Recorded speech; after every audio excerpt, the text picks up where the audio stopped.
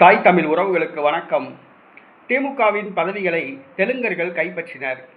திமுகவின் பதவிகளை தெலுங்கர்கள் கைப்பற்றினர் என்ற தலைப்பில் இந்த காணொளியை காண்கிறோம். நடைபெற்று முடிந்த சட்டசபை தேர்தல் திமுக அமைச்சர்களில் 7 பேர் தெலுங்கர்களாக இருந்தார்கள். உதயநிதி ஸ்டாலின், மு.க. ஸ்டாலின், துறைமுகம் சேகர் பாபு, K.N. நேரு, ஆமாவேலு, சாத்தூர் ராமச்சந்திரன், ராணிப்பேட்டை காந்தி, மதிவேந்தன் உள்ளிட்ட 7 பேர் தெலுங்கர்களாக இருந்தார்கள். தமிழ் அமைச்சர்கள் தமிழர்களாக அமைச்சர் பதவியேற்றவர்கள் டம்மியாக இருந்தனர். இந்த தெலுங்கு அமைச்சர்களுக்கு தான் திமுக முக்கியத்துவம் கொடுத்தது. முக்கியமான துறைகள் அவங்களுக்கு ஒதுக்கப்பட்டன. இதன் காரணமாகவே திமுக வீழ்ச்சி அடைந்தது என்று சொல்லலாம். ஆனால் திமுக தோத்தும் கூட திருந்தல. அதான் உண்மை. இப்போ வெறும் 59 இடங்களில் திமுக ஜெயிச்சிருக்கு. அந்த திமுக தன்னுடைய சட்டமன்ற கட்சி பதவிகள் அனைத்தையும் தெலுங்கர்களுக்கு கொடுத்துருக்கு. அதான் ஆச்சரியமான விஷயம். சட்டமன்ற எதிர்க்கட்சி தலைவராக உதயநிதி ஸ்டாலின் ஒரு தெலுங்கர்.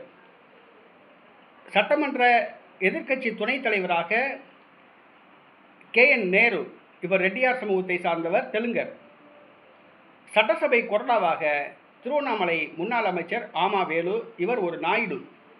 ஆக உதயநிதி ஸ்டாலின், K.N. நேரு, ஆமாவேலு உள்ளிட்ட 3 தெலுங்கர்களுக்கு சட்டசபை எதிர்க்கட்சி தலைவர், துணைத் தலைவர், கொறடா ஆகிய 3 பதவிகளை வழங்கியது. அந்த சட்டசபையில் 3 பதவிகள் தான் மொத்தமே. இந்த 3 பதவிகளும் தெலுங்கர்களுக்கு வழங்கியிருக்கு. இன்றைக்கி தமிழ்நாட்டில் 95% மேற்பட்டவர்கள் தமிழர்கள். இன்றைக்கி திமுகவில் 90% மேற்பட்டவர்கள் தமிழர்கள். ஆனால் தமிழர்களுக்கு அந்த பதவி வழங்காமல் தெலுங்கர்களுக்கு அந்த பதவி வழங்கியிருக்கு. ஏன் தமிழர்கள் கிடையாதா? தங்கம் தென்னரசு இருக்காப்புல, அவர் கொடுத்துருக்கலாம். ரகுபதி இருக்காப்புல, அவருக்கு கொடுத்துருக்கலாம். ஆத்தூர் ஐ பெரியசாமி இருக்காப்புல, அவருக்கு கொடுத்துருக்கலாம்.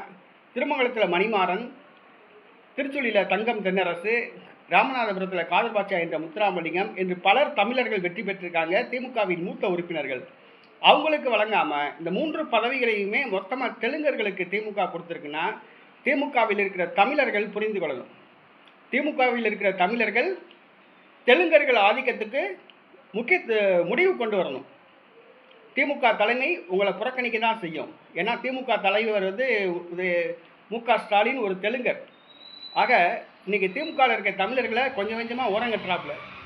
தமிழர்களுடைய வாக்கு வேணும். ஆனால் திமுக பதவிகள் பூராமே தெலுங்கர்களுக்கு. ஆக இன்றைக்கி திமுகவில் அனைத்து பதவிகளையும் தெலுங்கர்கள் ஆக்கிரமித்து வருகிறார்கள் என்பதை திமுகவில் உள்ள தமிழர்கள் புரிந்து கொள்ளணும். இன்றைக்கி 3 பதவிகளையும் தெலுங்கர்களுக்கு கொடுத்துருக்காங்க. திமுகவில் இருக்கிற தமிழர்கள் போர்க்கொடி தூக்கணும். இந்த 3 பேர்த்தையும் மாற்றணும். திமுக எதிர்க்கட்சி தலைவர், துணைத் தலைவர், கொறடா இந்த 3 பதவிகளும் தெலுங்கருக்கு கொடுத்துருக்காங்க. இதை தமிழர்களுக்கு வழங்க வேண்டும் என்று திமுகவில் இருக்கிற தமிழர்களும் திமுக சார்பில் வெற்றி பெற்ற தமிழர்களாகிய சட்டமன்ற உறுப்பினர்களும் குரல் கொடுக்கணும்.